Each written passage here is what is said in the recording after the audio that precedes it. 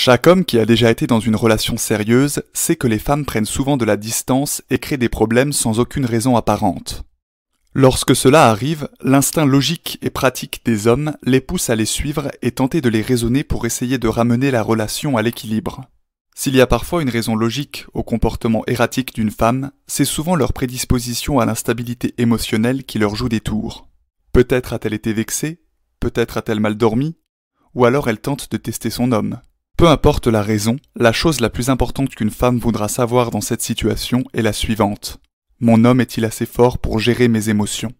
L'erreur typique des hommes est d'essayer de parler avec leur copine pour comprendre ce qui ne va pas.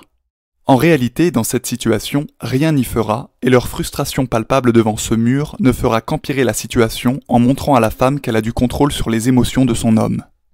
Le bon comportement à adopter dans cette situation est de refléter les émotions de sa copine et agir exactement de la même manière. En prenant des distances à son tour, l'homme recrée la tension sexuelle qui avait été endommagée. On peut imaginer une corde qui relierait l'homme et la femme. Lorsque la femme prend des distances, la suivre ne ferait que détendre la corde et empêcher l'attraction sexuelle d'opérer.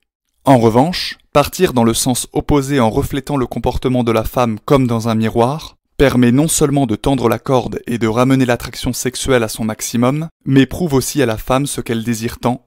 Mon homme est insubmersible, fort et libre.